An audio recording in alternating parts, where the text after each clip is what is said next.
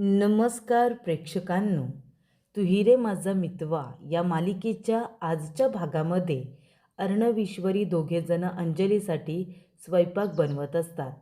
तेव्हा ईश्वरी इथे आता सगळा स्वयंपाक व्यवस्थित बनवत असते आणि अर्णव तिची मदत करत असतो. तेव्हा कुकरची शिट्टी अजून झालेली नसते. कुकरला तिने डाळ शिजायला लावलेली असते.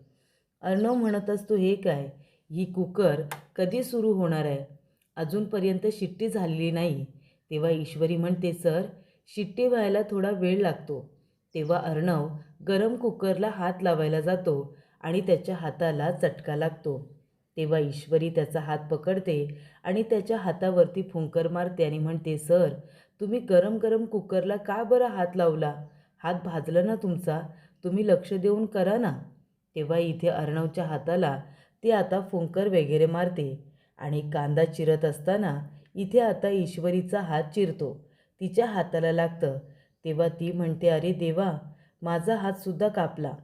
तेव्हा इथे अर्णव लगेचच हात आपल्या तोंडामध्ये घेतो आणि तिच्या बोटातून रक्त येत असतं. तेव्हा तो म्हणत असतो, हसतेस काय? बोट चिरले ना तुझं? तेव्हा इथे ईश्वरी म्हणते, हो सर, आणि हळूच आपला हात बाजूला घेते आणि लाजून त्याच्याकडे बघत असते. अर्णव म्हणतो, कधी स्वयंपाक होणार आहे? तेव्हा ईश्वरी म्हणते, सर, हे काय, दाल बाटी चुरमा सगळं काही तयार आहे. आता आपण जेवायलाच बसूया. तेव्हा इथे ताईला भूक लागली असेल असं अर्णव म्हणतो. तेव्हा इथे छान असा स्वयंपाक तयार केलेला असतो आणि अंजलीलासुद्धा जेवायला वाढलेलं असतं. तेव्हा अंजली म्हणते, अरे वा, किती छान स्वयंपाक बनवलं आहे तुम्ही. मी तर कितीतरी दिवसानंतर इतकं छान जेवण बघते. तेव्हा इथे ईश्वरी म्हणते की तुम्ही आम्हाला तुमचं किचन दिलं की नाही जेवण बनवायला, त्यासाठी खरंच खूप थँक्यू. खूप छान जेवण बनवलं आहे तुम्ही. म्हणजे जे काही बनवलं आहे ते खूप छान दिसतं आहे आणि जेवणाचासुद्धा किती सुगंध सुटला आहे. तेव्हा ईश्वरी म्हणत असते की खरंच धन्यवाद. तुम्हाला आवडले ना सगळे पदार्थ? मग चला जेवायला सुरुवात करा. आणि ती म्हणते की असं जेवायचं असतं. आणि जे काही आता तिने बनवले ते सगळं ती आता अंजलीला एकत्र करून देते आणि जेवायला सांगते. तेव्हा ईश्वरी आता प्रेमाने तिला सांगत असते. तेव्हा अंजलीला ईश्वरीची आठवण येते. अंजली म्हणत असते की माझीसुद्धा वहिनी आहे ना, ती माझी अशीच काळजी घ्यायची. म्हणजे माझं डोहाळे जेवण होतं ना, तेव्हा तिने सगळे असे पदार्थ बनवले होते आणि तिने स्वतःच्या हाताने मला भरवले होते. खूप चांगली आहे माझी वहिनी.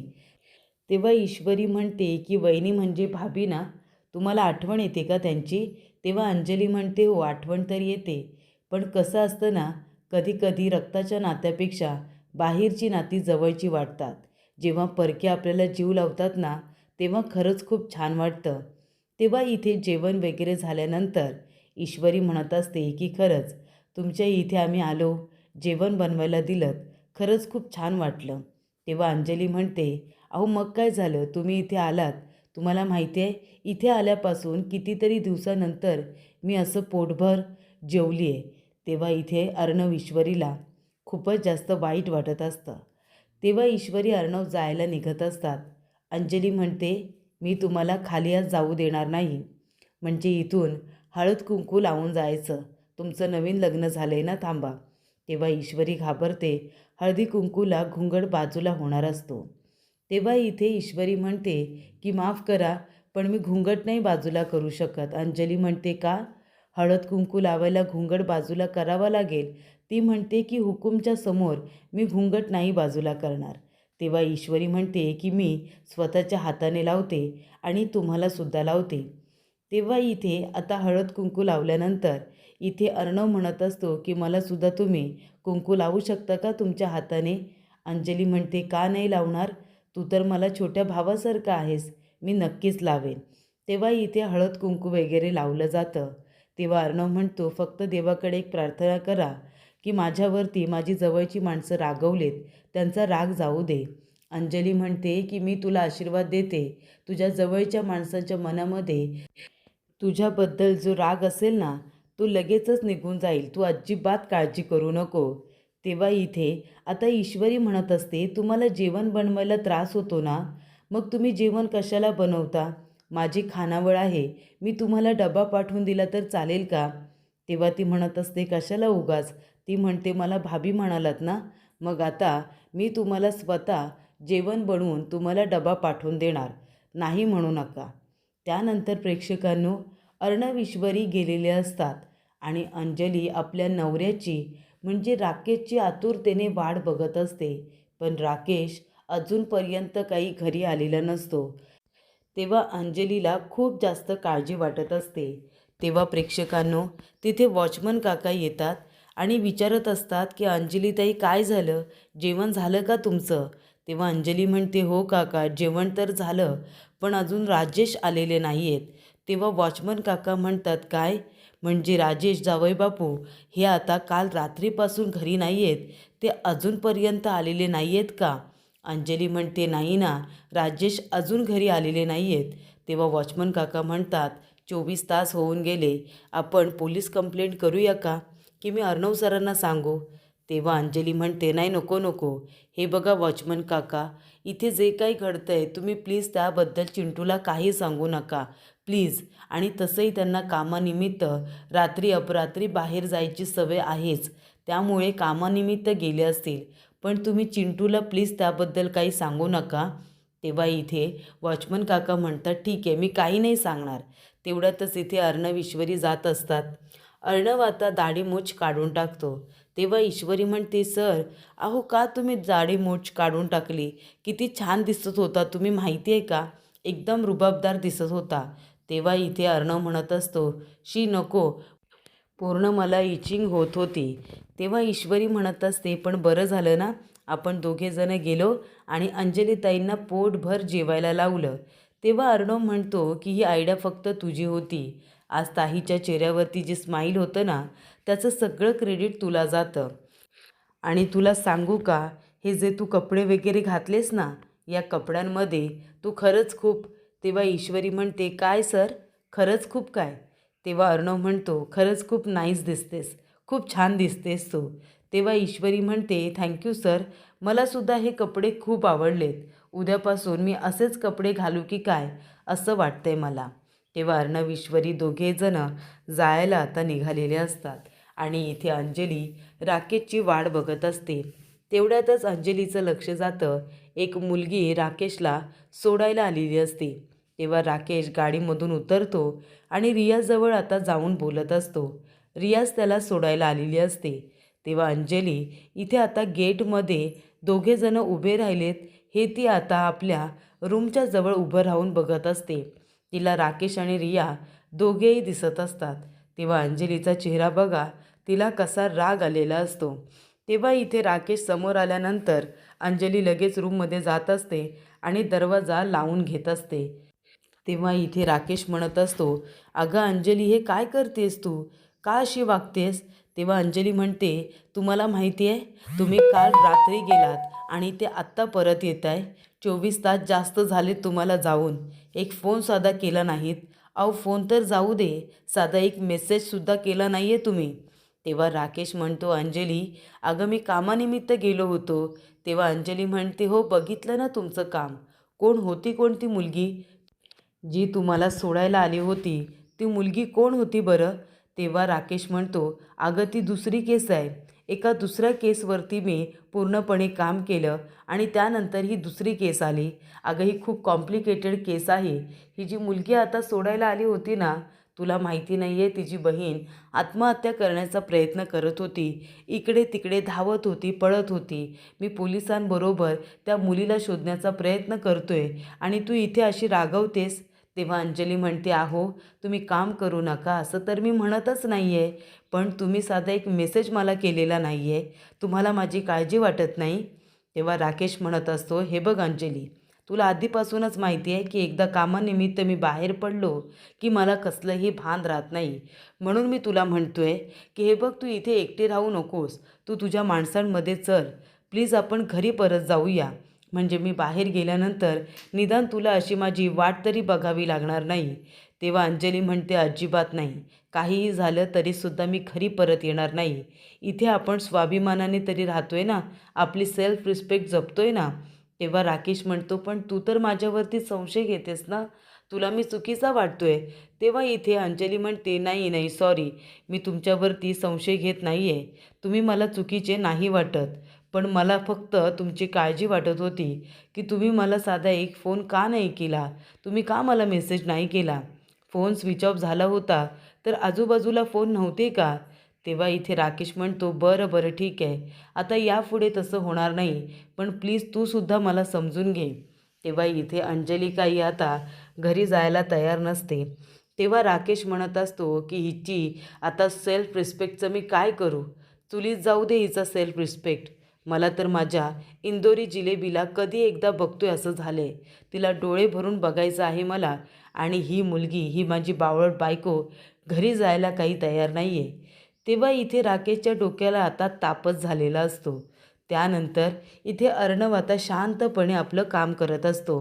तेव्हा ईश्वरी तिथे येते आणि म्हणत असते की सर, मला तर आहे ना तुम्हाला आता अशीच हाक मारावीशी वाटते. मी तुम्हाला अर्णव सर बोलणं बंद करते. मी तुम्हाला हुकूम कॉफी घ्या, तुमची ब्लॅक कॉफी, हुकूम तुमचा घासफूस, असंच आता मी म्हणणार आहे. तेव्हा अर्णव म्हणतो, आता बास झालं, ते आता सगळं विसरून जा. तेव्हा ईश्वरी म्हणते, सर तुम्ही काय करताय? तेव्हा अर्णव म्हणतो, हे बघ मिसिंदर, तुझे ओपिनियन मला खूप आवडतात आणि ते महत्त्वाचे सुद्धा आहेत. तेव्हा आता तू हे डिझाईन्स बघ, लहान मुलांचे कपडे आहेत हे, आणि हे डिझाईन्स तुला कसे वाटत आहेत ते सांग. तेव्हा अर्णवने आता काही फ्रॉक वगैरे असतात जे डिझाईन केलेले असतात आणि खूप छान छान कलर कॉम्बिनेशन असतात. ईश्वरी म्हणते, सर खूप बढिया. तेव्हा अर्णव म्हणतो, अंजलीताईच्या नावाने मी नवीन लॉन्चिंग करतोय. तेव्हा ईश्वरी म्हणते, खरंच खूप छान आयडिया आहे. तेव्हा इथे अंजली आता तिकडे खुश असते, अर्णव इकडे खुश असतो. ईश्वरी आपल्या मनामध्ये म्हणत असते की चला, इथे अर्णव सरांच्या चेहऱ्यावरचं स्माईल परत आलं आणि मन लावून ते काम तर करायला लागले. ही खूप चांगली गोष्ट आहे. तेव्हा ईश्वरी म्हणत असते की आपण आहे ना आता बाळाचं नावसुद्धा ठेवूया का? मी काय म्हणते, अंजन नाव ठेवूया. अंजलीवरून अंजन, छान नाव आहे ना? पण हे तर मुलाचं नाव आहे ना. ताईला मुलगीच होणार आहे, मला भाचीच होणार आहे. तेव्हा आपण आहे ना आता नाव ठेवूया अन्वी. म्हणजे अर्णववरून अन्वी, त्याच्यामध्ये सगळी अक्षरं येणार आहेत. तेव्हा ईश्वरी म्हणते, अरे देवा, बघा सात्विक फॅशनचा CEO लहान मुलांसारखा भांडतोय माझ्याबरोबर. नाही ठेवा सर, तुम्हीच नाव ठेवा काय ठेवायचं आहे ते. तसंही तुम्हाला मला नावं ठेवायची खूप सवय आहे ना, तेव्हा तुम्हीच नावं ठेवा, माझी काहीच हरकत नाही आहे. तेव्हा इथे ईश्वरी म्हणते, अरे भगवान, मला तर आता ते स्केच आणायला जायचं होतं. तेव्हा अर्णव म्हणतो, कुठलं स्केच? तेव्हा ईश्वरी म्हणते, सर बाबांच्या मित्राने आहे ना एक स्केच आर्टिस्ट पाठवला होता. त्या बाईचं नाव वगैरे माहिती नाही आहे ना, तिचं स्केच तयार केलेलं आहे आणि तेच आणण्यासाठी मला बोलावले त्याच्या दुकानामध्ये. तेव्हा अर्णव म्हणतो, एकटी जाऊ नकोस, मी सुद्धा तुझ्याबरोबर येतो. मी म्हणालो आहे ना, मी सुद्धा तुमची मदत करणार म्हणून. तेव्हा इथे आता स्केच आणायला जाण्याच्या आधी तिथे गेलेली असते ती म्हणजे वल्लरी. तेव्हा ते स्केच आर्टिस्ट म्हणतात की मॅडम, तुम्हालाच इथे पाठवलं आहे का सुप्रियाताईंनी स्केच घ्यायला? तेव्हा इथे वल्लरी म्हणते की हो, मी इथे स्केच घ्यायला आले, तुम्ही हे स्केच मला द्यायचं. तेव्हा स्केच आर्टिस्ट म्हणतात की तुम्हाला तर मी कुठेतरी बघितल्यासारखं वाटतंय. तेव्हा प्रेक्षकांनो, इथे आता वल्लरी म्हणत असते की हे स्केच आहे ना ते माझंच आहे आणि ते तुम्ही मला द्यायचं. हे 50,000 रुपये मी तुम्हाला देते. तो म्हणतो, एका स्केचचे 50,000 रुपये? तेव्हा वल्लरी म्हणते, हो, आणि हे 50,000 रुपये घ्यायचे, दुकान काही दिवस बंद करायचं, लॉक मारून कुठेतरी निघून जायचं आणि फोनसुद्धा बंद करायचा. 50,000 रुपयांमध्ये एवढं सगळं होईल ना? तेव्हा तो स्केच आर्टिस्ट म्हणतो, हो हो, 50,000 रुपयामध्ये तुम्ही मला जे काही सांगाल ना ते मी करेन. हे घ्या, स्केच तुमच्याकडे ठेवा. आणि तो स्केच आर्टिस्ट 50,000 रुपये घेऊन तिथून आता निघालेला असतो.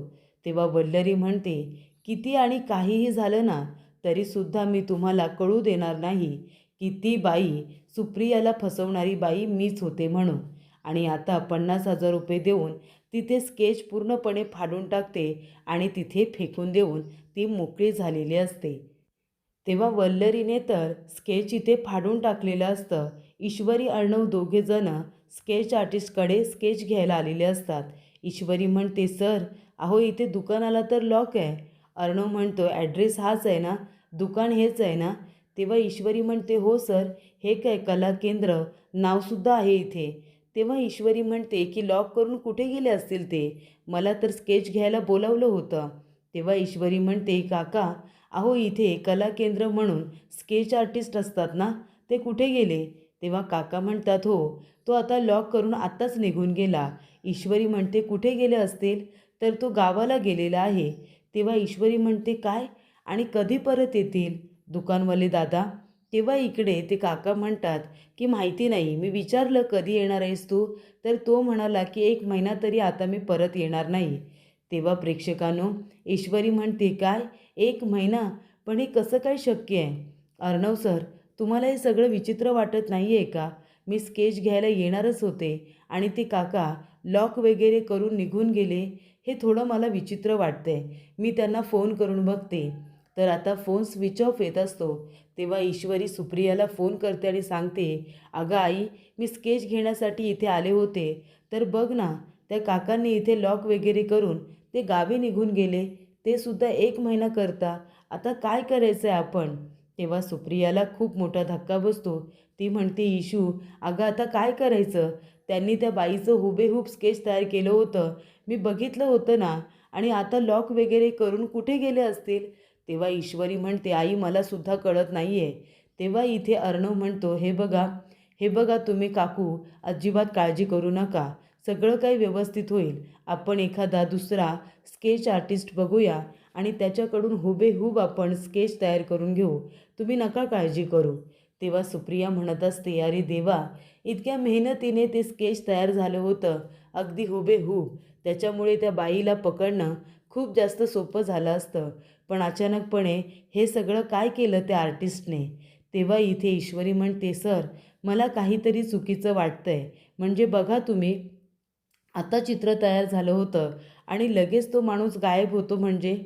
त्यानंतर इथे सकाळी आता ईश्वरी अर्णवसाठी ब्लॅक कॉफी घेऊन आलेली असते. ती म्हणते, हुकूम, ब्लॅक कॉफी घ्या. अर्णव म्हणतो, अजून तुझा तो हँगओव्हर उतरलेला नाही आहे वाटतं. तेव्हा ईश्वरी म्हणते, नाही ना सर, हँगओव्हर अजून उतरलेला नाही आहे. तेव्हा ईश्वरी म्हणते, काल अंजलीताईंच्या चेहऱ्यावरती स्माईल बघून खूप बरं वाटलं ना सर. आता त्यांच्यासाठी आपल्याला टिफिनसुद्धा देता येईल, बरोबर की नाही? तेवढ्यातच इथे आजी, मामा आणि वल्लरी आलेले असतात. आजी म्हणत असतात की, चिंटू, आम्ही अंजलीकडे चाललो आहे, काही द्यायचं आहे का तुम्हाला? तेव्हा इथे आता अंजलीला बघायसाठी सगळेजण निघालेले असतात. तेव्हा ईश्वरी म्हणते, आजी, आमचा फक्त निरोप द्या, त्यांच्याशिवाय घराचं घरपण गेलंय म्हणून सांगा. आजी, शक्य झालं तर तुम्ही अंजलीताईंना घरीच घेऊन या ना परत. तेव्हा इथे आजी म्हणते, अंजली घरी आली तर मला ते आवडणार नाही आहे का? ती आली तर मला आनंदच होईल. मामा म्हणतात, आई, आपण एक काम करूया, तिला आपण घरी घेऊन यायचं, पण ती येईल का? तेव्हा इथे आजी म्हणते की चला आपण निघूया. तेव्हा इथे वल्लरी म्हणत असते, तुला इतका जर अंजलीचा कळवळ आहे तर हे सगळं का केलंस तू? तेव्हा आजी म्हणते, वल्लरी, सकाळ सकाळ मला घरामध्ये वाद नको हा. उगाच आता तू विषयाला फाटे फोडू नकोस, चला आपण निघूया. तेव्हा इथे मामा म्हणत असतात, अर्णव, मला काय वाटतं, गुंडांना सांगून त्या राकेशला जरा चोप द्यायला सांगूया का? तेव्हा अर्णव म्हणतो, मामा, मलाही तेच वाटतंय की त्या राकेशला थोडा चोप दिलाच पाहिजे.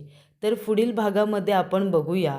इथे आजी अंजलीला म्हणत असते की, अंजली, मला बघवत नाही आहे गं हे सगळं, तुम्ही चला बरं माझ्याबरोबर घरी चला. तेव्हा अंजली म्हणते, नाही आजी, आम्ही आता घरी येणार नाही, आमच्यासाठी आमचा स्वाभिमान खूप महत्त्वाचा आहे. तेव्हा मामा म्हणतात, अंजली, हट्ट करू नकोस बाळा, अगं आता तुझी डिलिव्हरी जवळ आली आहे, बाळाचा जन्म होईल आता. तेव्हा अंजली म्हणते, मग काय झालं मामा, चाळीमध्ये मुलं काही लहानाची मोठी होत नाही का? तेव्हा इथे मामा म्हणतात, तरीसुद्धा तुला त्रास होईल असं काही करू नकोस बाळा. तेव्हा इथे मामा आता अर्णवला म्हणत असतात, एकदा का अंजलीची डिलिव्हरी झाली की त्या राकेशला धडा शिकवायचा म्हणजे शिकवायचा. तर इथे ईश्वरी त्या राकेशला म्हणत असते की फक्त अंजलीताईंची डिलिव्हरी होऊ दे, की तुझी कशी डिलिव्हरी करतो ना ते बघच तू. इथे फुटपाथवरती तुझी अशी वाट लावायची आहे ना, की तू खरा कसा आहेस हे सगळ्या जगासमोर आणायचं आहे. इतका नीच माणूस आहेस तू.